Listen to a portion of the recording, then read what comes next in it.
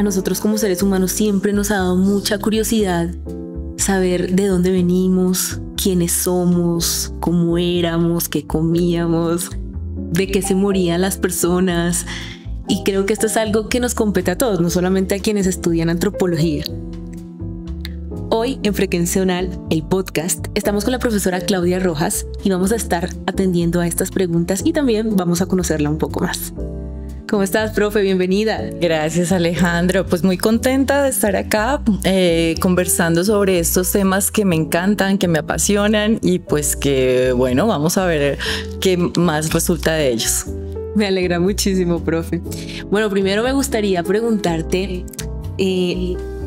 las personas siempre tienen como este recelo con el tema de la muerte. A las personas les causa impresión, no sé, lo que tiene que ver con cadáveres, así como hay otros a los que les encanta. Por ejemplo, mis estudiantes de ciencias forenses, ellos se vuelven locos por ver un muerto. Entonces, para estas personas a las que no nos es tan fácil, porque yo digo, no, a mí me quedaría muy difícil estudiar una carrera de estas. ¿Cómo ves tú esa relación con la muerte y con el fenómeno del cadáver como tal? Claro, Aleja. Bueno, tú estás comentando varias cosas que tienen que ver por completo con la antropología, ¿no? Partamos pues de hablar de qué es antropología. Y primero y luego ya nos ocupamos de la muerte. Bueno, la antropología pues es la ciencia que estudia al ser humano. La podemos definir de esa manera pues un poco genérica, pero es que es muy ambiciosa y por eso además es holística, ¿no? Hacemos que se conecten muchas disciplinas para poder responder a esto que es tan complejo. Los seres humanos somos complejísimos. Dentro de esas complejidades está esa relación justamente con la muerte, que es cultural, ¿no? En diferentes culturas la relación con los muertos va a ser de manera diferente y con el tipo de muerto, el rol que tuvo en la comunidad, eso nos va a decir muchas cosas de la propia sociedad. Entonces la antropología integra, la antropología como la concebimos nosotros aquí en Colombia, bajo un modelo norteamericano, integra varias ramas, ¿no? Varias ramas principales como la arqueología, la antropología biológica, la antropología social, la lingüística. Y allí entonces buscamos resolver como esa complejidad del ser humano. En cuanto a la muerte, pues te decía, claro, es una de las cosas que observamos y pues los muertos justamente son los que quedan de esas poblaciones del pasado, ¿no? En arqueología estudiamos pues las estructuras, los materiales, la cerámica, los líticos, pero los restos óseos son principales, porque los restos óseos justamente aquí tú y yo que estamos sentadas y pues las personas que nos van a ver y a escuchar, estamos produciendo células y las células están cambiando, ¿no? Nuestro esqueleto está compuesto por osteocitos y osteoblastos y ellos están produciendo hueso y desgastando hueso. Cuando tenemos un problema de salud o un problema de estrés fisiológico, que no comemos bien, que tenemos una infección, pues hay un desbalance en esas células y eso va a quedar marcado en los restos óseos.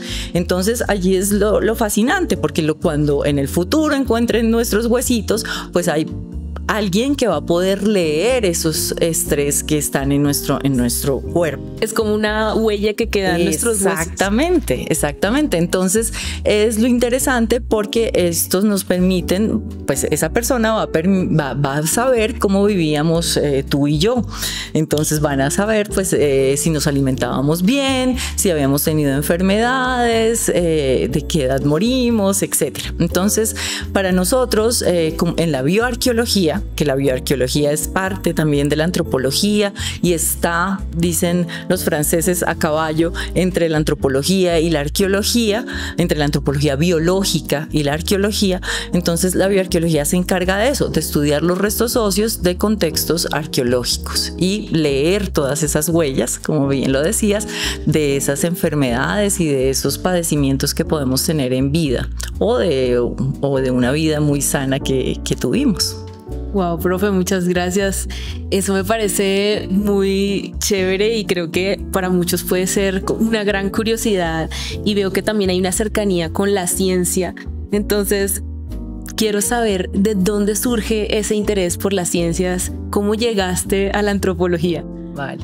Y ahora que mencionaste a tus estudiantes de ciencias forenses, también la antropología forense hace parte de la antropología biológica. Entonces, los antropólogos forenses lo que buscan en general es identificar a los seres humanos, ¿no? Y entonces tenemos una línea que es de seres humanos vivos y una que es de seres humanos muertos. Entonces, allí también la fascinación por el resto óseo que le está diciendo la información al investigador, pues es clave.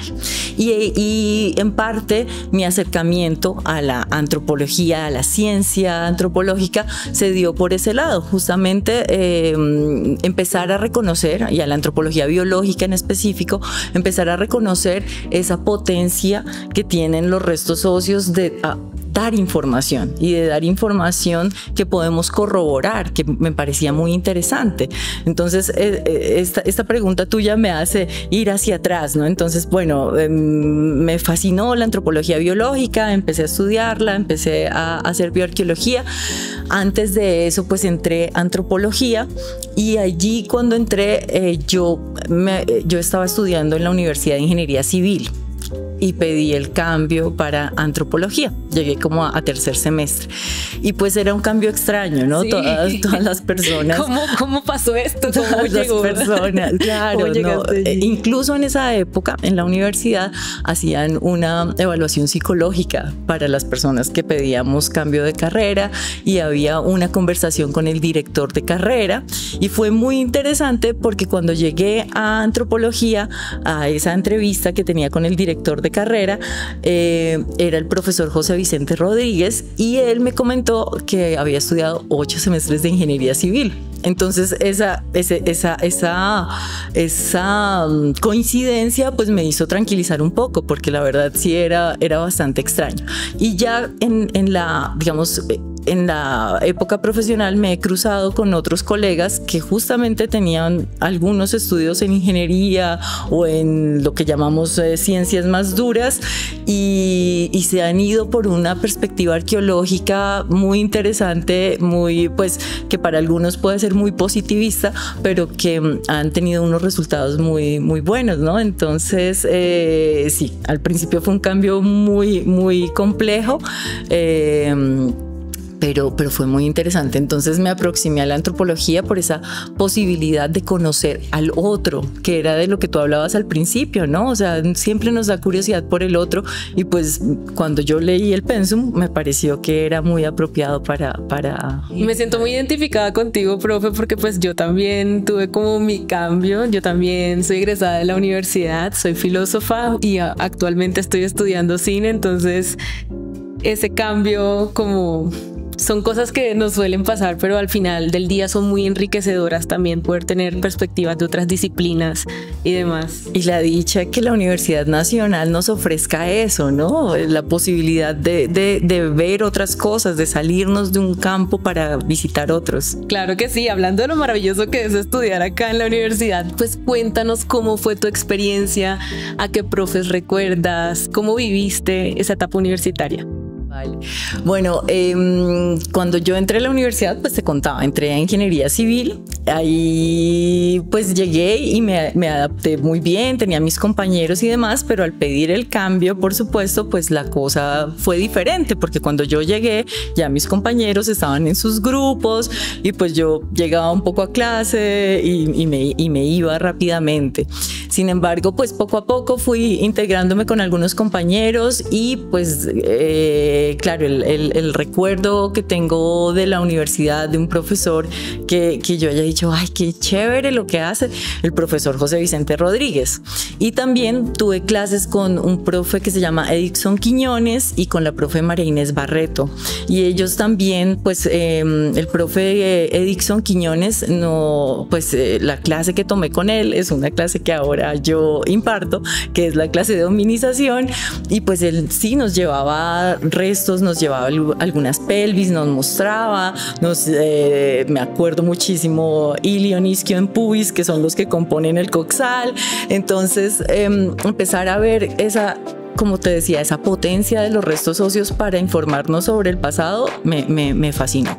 Y la profe María Inés también en ese momento ya estaba recién egresada de la especialización y nos dio osteología, que también es una que ahora yo doy. Y era muy buena mostrándonos esas huellas en los huesos y cómo las podíamos interpretar. Entonces fueron muy importantes, y pues el profe José Vicente Rodríguez, que es el fundador del Laboratorio de Antropología Física de la Universidad Nacional, realmente en la parte de diseño, ya cuando hacíamos trabajo de grado, pues estaba pues muy atento, tenía una biblioteca que no teníamos en otro lugar, siempre íbamos allá a buscar los libros, entonces fue realmente muy inspirador para lo que seguía. Qué bueno, profe, me alegra. Me acuerdo mucho, por ejemplo, estos profes siempre dejan mucha huella en nosotros. Me acuerdo, por ejemplo, en mi caso, el profe Bernardo Correa, que gracias a él me leí el Quijote y creo que a partir de ahí mi vida cambió. Entonces sí, me parece muy chévere que recuerdes con tanto cariño a esos profes que en algún momento con los que tuviste oportunidad de compartir. Profe, cuéntanos por favor en qué proyectos estás ahora, en qué estás trabajando. Me da mucha curiosidad lo de la bioarqueología. Me comentaste algo sobre este estudio de el cementerio central. Sería muy interesante que nos cuentes ¿cuál es el estado de estos proyectos? Sí, Aleja, bueno, en 2015, un añito después de que yo entré aquí a la universidad, pues se dio la posibilidad de comenzar un proyecto con un material que ya había sido excavado en el cementerio central. Lo que conocemos ahora como el cementerio central, pues es la elipse, que a eso se le llamó por un tiempo el globo A. Estas excavaciones se dieron donde hoy es el Centro de Memoria, Paz y Reconciliación, y ese era el globo B. Según algunos planos, en alguna época y algunos documentos, en alguna época a ese lugar se le llamó el cementerio de pobres. Entonces los restos óseos y todos los materiales que salían de allí provenían justamente de esa área que se llamó cementerio de pobres. En otro momento se le llamó cementerio nuevo y se le cambiaron los nombres, pero lo que sí es cierto es que era el lugar, y ya comparándolo con fuentes históricas, el lugar donde las personas menos favorecidas eran enterradas. Y también pues había algunas zonas donde se sacaban restos de otros lugares que no habían sido reclamados y se ponían allí. Entonces también un tema muy interesante, porque estas personas fueron enterradas entre 1850 y 1950. Es decir, finales del siglo XIX, principios del XX, una época que en Bogotá fue muy compleja. O sea, ahora vemos a Bogotá desordenada, pero en aquella época era muy más compleja. Caótico todavía. Estaba creciendo, en ese periodo creció la población como 7 veces. Se multiplicó 7 veces, y pues como siempre los servicios públicos eran deficientes, el transporte también, el servicio médico lógicamente.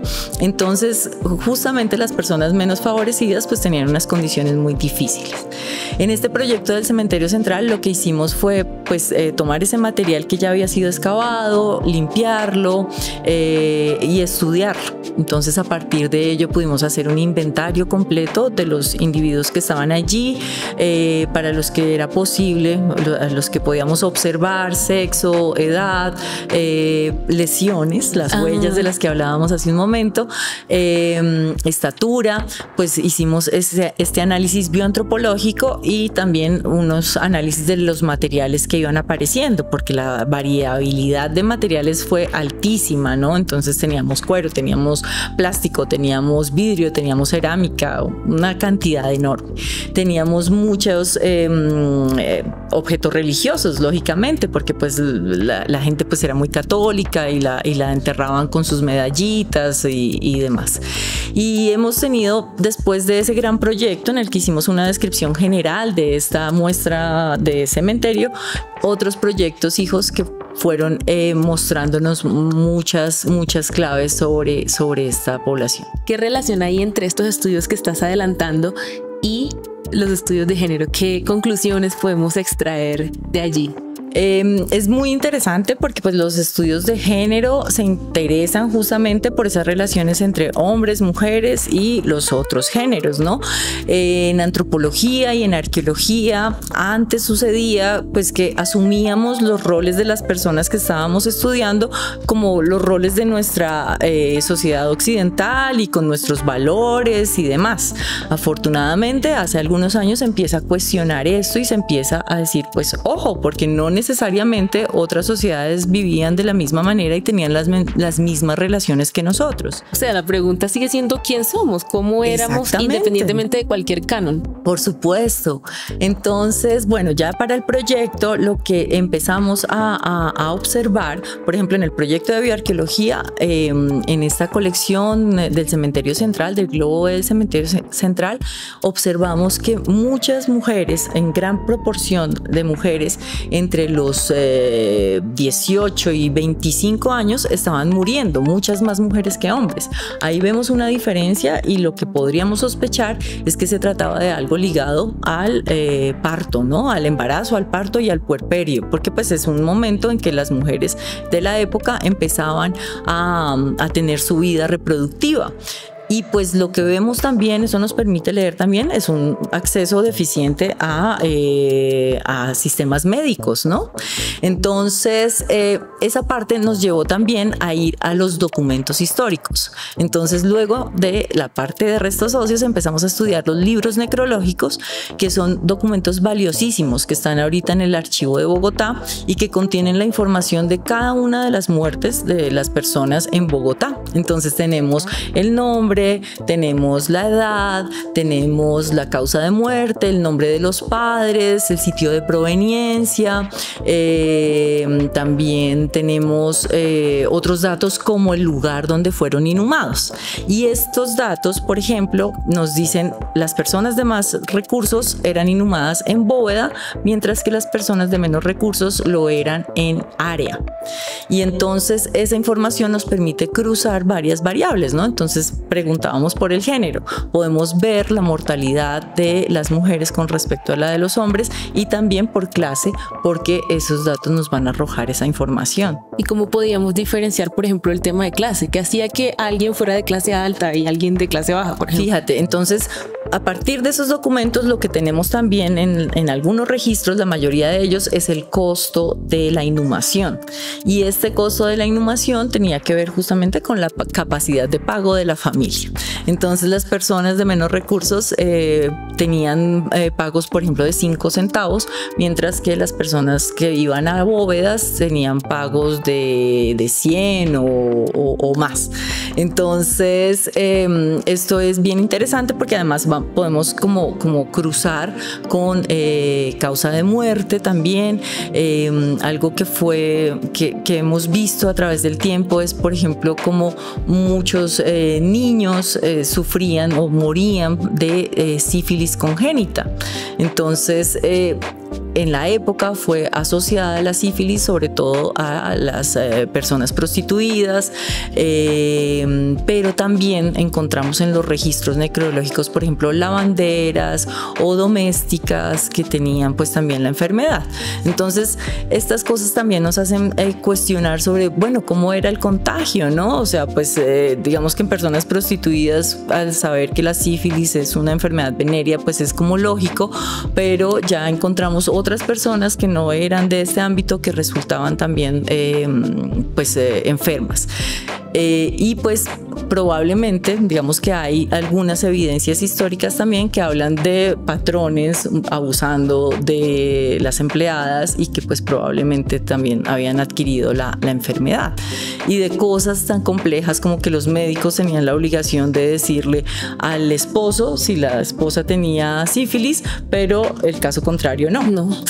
Entonces ahí vemos esas relaciones de género y cómo pues ha habido, digamos, una violencia estructural pues desde esos tiempos, ¿no? Wow. O como me comentabas hace un rato, profe, sobre que analizaste los datos de 2024 versus los de 1924. Sí. Y encontraste que habían muerto, bueno, mejor dicho, cuéntanos tú, por favor, porque eso me pareció algo muy interesante y de cómo eran las mujeres, los niños de cierta clase los que terminaban.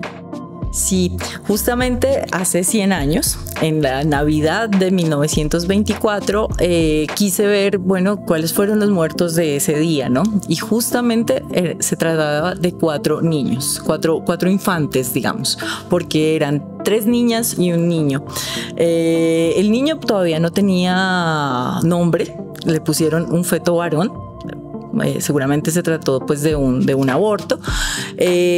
Una niña también pues nació muerta, hubo como desprendimiento de placenta y nació muerta, y las otras 2, una por sífilis congénita y la otra por algo que se llama atrepsia, que es un problema en el desarrollo. Esta niña, casi todos estaban pues o recién nacidos o esta nena tenía 2 meses de nacida, y lo que se observa es que los 4 fueron sepultados en área pagando 5 centavos, es decir, clases desfavorecidas, y además no registraban nombre de padre. Entonces no había un padre que apoyara una economía familiar. Seguramente las mujeres se alimentaron mal durante su embarazo, tuvieron problemas. Entonces estos datos nos están mostrando eso, ¿no? Las realidades de la época, cómo pues había deficiencia no solo en la nutrición, sino, como lo he mencionado, en los sistemas de salud completamente. De pronto embarazos que no eran monitoreados. Claro, esto pues era muy nuevo para la época. Sí, claro. Lo cual no se veía, por ejemplo, con las personas que estaban en bóveda. Probablemente no. Pues sí, digamos, ese ejemplo tan puntual nos está mostrando que ninguna persona de recursos buenos murió en esa fecha, por lo menos, ¿no? Obviamente podemos hacer zoom cuando queramos, ¿no? Zoom hacia arriba, zoom hacia abajo, y ver cómo la perspectiva a través de los años, a través de ya décadas y demás. Pero sí, lo que se observa en términos generales es que pues lógicamente el empobrecimiento pues llevaba a muertes más prematuras y a enfermedades pues complejas, ¿no? Entonces ahí, por ejemplo, unas enfermedades que causaban muchísimas muertes eran las relacionadas con la calidad del agua. Profe, muchas gracias por compartirnos estos proyectos. Aunque el escenario es complejo, de todas maneras no deja de ser muy interesante y muy chévere que te estés tomando la tarea de hacer toda esta investigación tan rigurosa y tan importante. Profe, quiero que nos cuentes cuáles son los principales retos y cuáles son los principales logros de la antropología en Colombia. Bueno, pensaría yo que el principal reto realmente tiene que ver con la divulgación. O sea, la gente no sabe qué es antropología y nos corresponde estarle contando a la gente qué es. A veces puede uno estar necesitando un antropólogo o una antropóloga y no lo sabe. Ah, lo que decíamos ahorita de la antropología preventiva, por ejemplo. Exactamente. Entonces tenemos, y allí es la complejidad también, que como tenemos varias ramas, pues va a haber retos y logros en cada una de las ramas, ¿no? Entonces en el área arqueológica, por ejemplo, pues se ha logrado tener una legislación en patrimonio, en esta arqueología preventiva que tiene que ver justamente con las excavaciones que se deben hacer cuando se van a hacer construcciones que van a estar en el subsuelo, digamos que van a remover suelo, pues que son casi todas. Entonces debe haber arqueología preventiva, y pues el hecho de que en la legislación esté esto presente pues es importante, pero al mismo tiempo hace falta visibilizar la importancia de esto para que sea un proceso que se haga más seguido. Y en la antropología biológica, ahora la antropología forense pues está presente en nuestro país de manera muy importante. Prácticamente las instituciones que tienen antropólogos han venido incluyendo muchos más.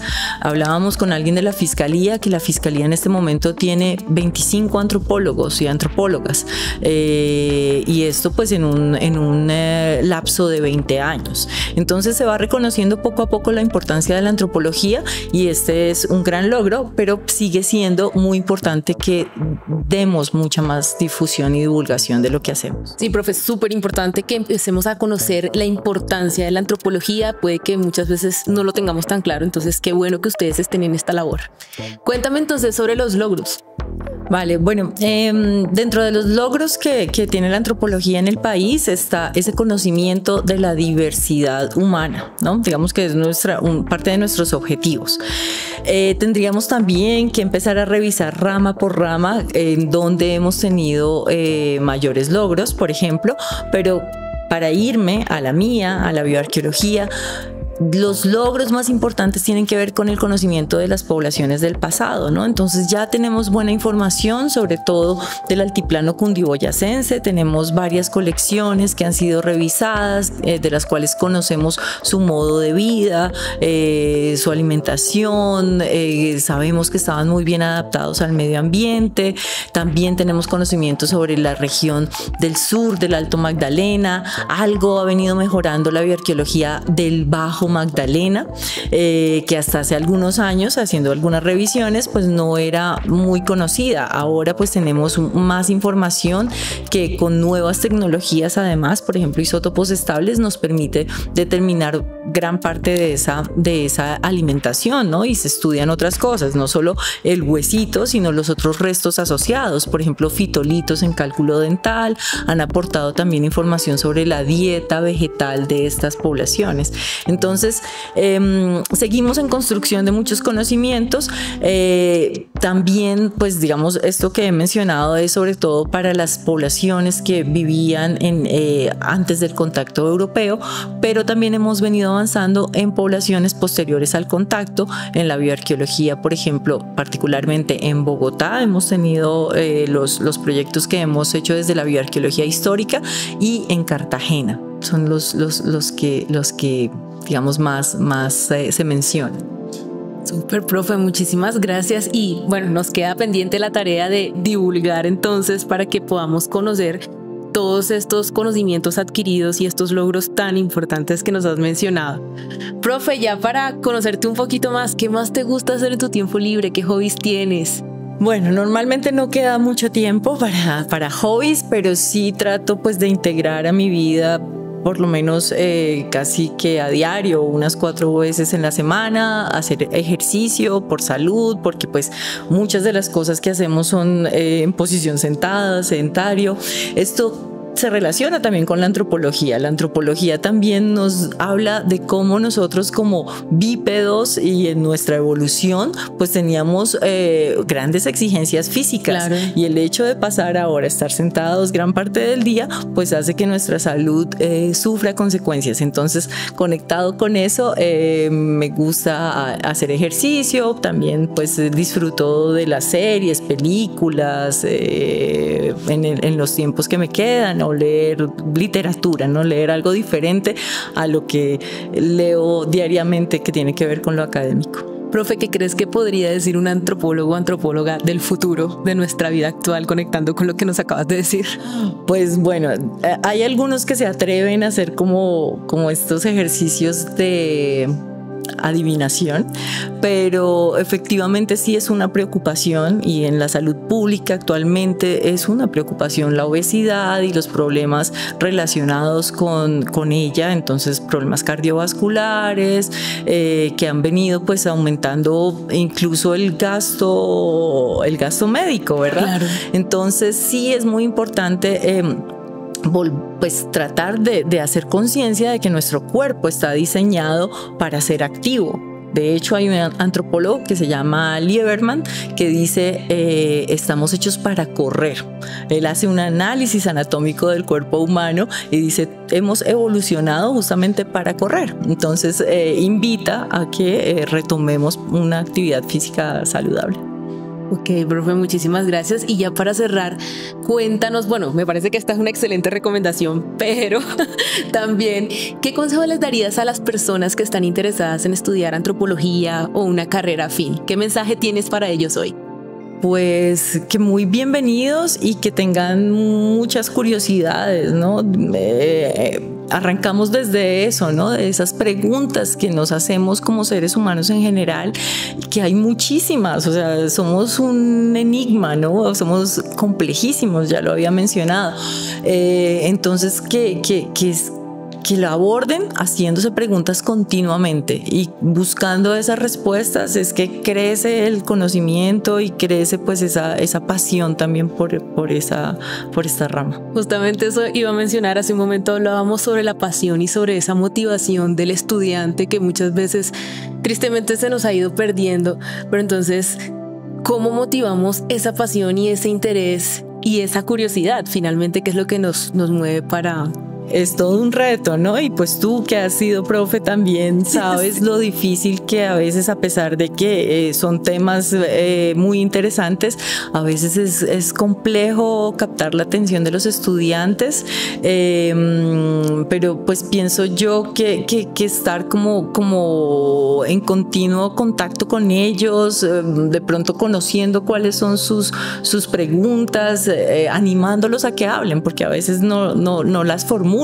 Pueden que las tengan. Muchas veces nos desestimulan la pregunta y nos da miedo. Entonces. Eso lo conversábamos en una reunión del semillero, y es como, por ejemplo, también el aprendizaje entre pares es súper efectivo porque ahí ese miedo se pierde, pero pues no, o sea, no hay que tenerlo, y mucho menos con los profesores y profesoras que pues estamos allí para apoyarles, para escucharles, para aprender también mucho de nuestros y nuestras estudiantes, que eso es maravilloso, es también súper apasionante y fascinante poder aprender de ellos y ellas, ¿no? Que también tienen sus propias trayectorias. Así es, creo que es muy chévere que los estudiantes también sepan que nosotros como profes aprendemos todo el tiempo de ellos. Entonces, así es, sí, yo siempre se los agradezco. Sí, excelente mensaje. Profe, muchísimas gracias por habernos acompañado hoy, de verdad disfrutamos mucho de tu compañía y espero que podamos vernos prontamente. Gracias, Alejandra, con mucho cariño y feliz de haber estado acá. Muchísimas gracias. Y a todos ustedes, muchísimas gracias por habernos acompañado. Esto fue todo por hoy. Los invitamos a seguirnos en nuestras redes sociales. Nos vemos en una próxima. Hasta luego.